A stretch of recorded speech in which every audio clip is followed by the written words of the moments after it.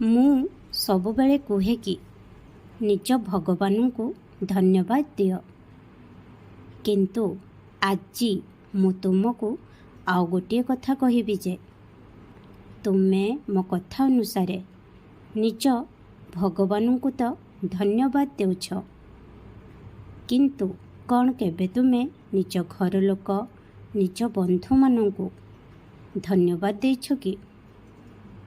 କ'ଣ କେବେ ତୁମେ ସେମାନଙ୍କ ପ୍ରଶଂସା ପାଇଁ ନିଜ ମୁହଁରୁ ଦୁଇ ଶବ୍ଦ କହିଛ କି? ତୁମେ କେବେ ସେମାନଙ୍କୁ କହିଛ କି ତୁମେ ମୋ ପାଇଁ କରିଥିବା ସମସ୍ତ କାର୍ଯ୍ୟ ପାଇଁ ମୁଁ ତୁମର ଋଣୀ ଅଟେ, ତୁମକୁ ଧନ୍ୟବାଦ ଦେଉଛି, କାରଣ ତୁମେ ମୋ ଜୀବନରେ ବହୁତ ଗୁରୁତ୍ୱପୂର୍ଣ୍ଣ, ମୋ ପାଇଁ ତୁମେ ବହୁତ କିଛି। ଯଦି କେହି ଆସି ତୁମକୁ ଏସବୁ କୁହେ, କ'ଣ ତୁମକୁ ଏସବୁ ନିଜ ପାଇଁ ଶୁଣିବାକୁ ପସନ୍ଦ ଲାଗିବ ନା? ଯଦି ତୁମର ମନ ହଁ କହୁଛି, ତାହେଲେ ତୁମେ ଏହି କଥା ତୁମର ପ୍ରିୟ ଲୋକଙ୍କୁ କୁହ, ତେବେ ସେମାନଙ୍କୁ ମଧ୍ୟ ଭଲ ଲାଗିବ, ସେମାନେ ମଧ୍ୟ ଏହାକୁ ପସନ୍ଦ କରିବେ। ଜାଣି ରଖ, ପ୍ରତ୍ୟେକ ସମ୍ପର୍କର ମୂଳଦୁଆ ହେଉଛି ସମ୍ମାନ, ଭରସା ଏବଂ ଭଲ ପାଇବା।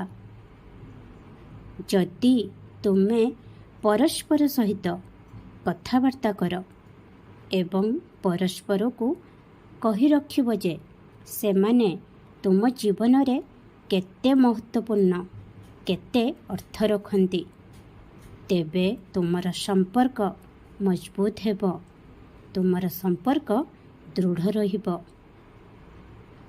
ଏହାଦ୍ୱାରା ତୁମର ଯେଉଁ କର୍ମ ହେବ, ତୁମେ ଯେଉଁ କର୍ମ ଉପାର୍ଜନ କରିବ, ତାହା ଭଲ କର୍ମ ବା ଠିକ୍ କର୍ମ, ସେସବୁ ତୁମ ପାଖକୁ ପୁଣି ଥରେ ଓଲଟି ଫେରିଆସିବ।